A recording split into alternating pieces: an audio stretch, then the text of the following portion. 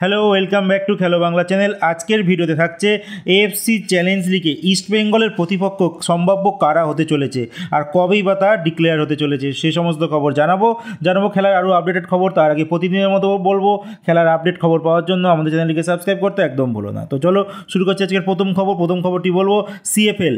তো CFL east Bengal আছে খেলতে নেমেছিল রেইনবো এসির সঙ্গে, আর এই ম্যাচ ইস্ট বেঙ্গল প্রথম হাফে 0-0 শেষ করে, কিন্তু দ্বিতীয় হাফে দুখানা গোল হয়, যেটা একটা গোল করে সঞ্জীব আর একটা করে আশিক। তো আলটিমেট ইস্ট বেঙ্গল 2-0 গোলে কিন্তু রেইনবো এসিকে হারিয়ে দেয়। আর বর্তমানে ইস্ট বেঙ্গল তাদের গ্রুপে 10 ম্যাচে 28 পয়েন্ট নিয়ে কিন্তু 1 নম্বর স্থানে রইল।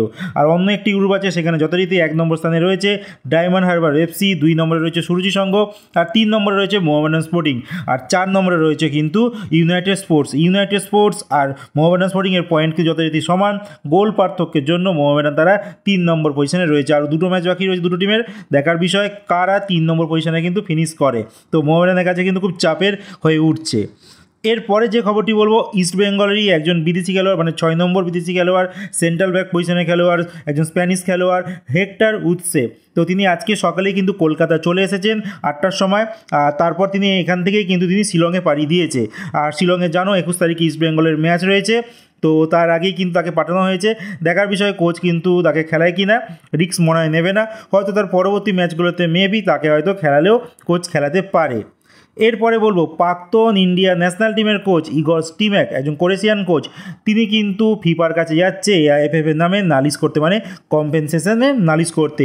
জুন 2026 অবধি তিনি বলছিলেন যে তার কম্পেনসেশনটা পাবেন, বাট তিনি সেটা পাচ্ছেন না। এআইএফএফ থেকে তাকে অফার করা হয়েছে 3 মাসের তাকে কম্পেনসেশন দেবে, বাট তিনি কিন্তু সেটা রিজেক্ট করেছে, যার জন্য শোনা যাচ্ছে তিনি ফিফায় যাচ্ছে। এবার ফিফা কি করে সেটাই দেখায়, যে এআইএফএফের উপরে কোনো একটা চার্জেস মানে তারা করে কি না। তো দেখা যাক কী হয়। কিন্তু এই কোচ ইন্ডিয়াতে মানে কি বলবো, সবার একটা অপ্রিয় কোচ থেকেই গেল।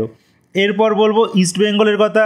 ইস্ট বেঙ্গল কিন্তু জানো এএফসি চ্যালেঞ্জ লিগ খেলবে এই বছর, আর এএফসি 3খানা টায়ার আছে, তাদের মধ্যে 3 নম্বর টায়ার কিন্তু এই এএফসি চ্যালেঞ্জ লিগ। আর এখানে কিন্তু ইস্ট বেঙ্গলের এখনও কিন্তু কোনো গ্রুপ ড্র হয়নি, আর যথারীতি ইস্ট বেঙ্গল পট 1-এ রয়েছে। আর এর কবে ড্র হবে, কটার সময় ড্র হবে, কোথায় তোমরা দেখতে পারবে, সমস্ত জানাবো। তার আগে বলে দিই, 4টে পটের মধ্যে ইস্ট বেঙ্গল কোথায় আছে। ইস্ট বেঙ্গল যথারীতি 1 নম্বর পটে রয়েছে। ইস্ট বেঙ্গলের সঙ্গে রয়েছে আল আহলি কাতারের একটা টিম, আর আছে আল আরাবি কুয়েতের একটা টিম। যথারীতি এই দুটো টিমের সঙ্গে কিন্তু ইস্ট বেঙ্গল খেলছে না, দুটোই শক্তিশালী টিম।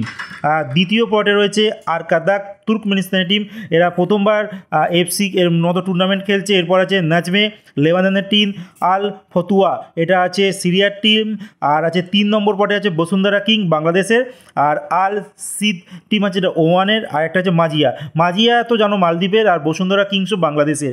বসুন্ধরা কিংস আর মাজিয়া তারা কিন্তু ইতিমধ্যেই ইন্ডিয়াতে এফসি কাপে লাস্ট কয়েক বছর ধরেই কিন্তু ম্যাচ খেলছে, দেখতে তোমরা পাচ্ছই বা শুনতেও তোমরা পেয়েছো নিশ্চয়ই। আর একটা মানে যেটা বলবো লাস্ট পটটা, যেটা হচ্ছে হিলাল আল কুয়েত, যেটা প্যালেস্তাইনের একটা টিম আছে, আর দুটো টিম আছে পারো, যেটা ভুটানের টিম যারা কোয়ালিফাই রাউন্ড খেলে এসছে, আর একটা আছে আবদিস আল্লাহ, তো এটা হচ্ছে কিরগিস্তানের টিম। তো মোটামুটি টিমগুলো খুব একটা স্ট্রং নয়, বাট হ্যাঁ ইস্ট জোনের থেকে কিন্তু ওয়েস্ট জোনের টিমগুলো কিন্তু যথেষ্ট স্ট্রং, এটা বলতে পারা যায়।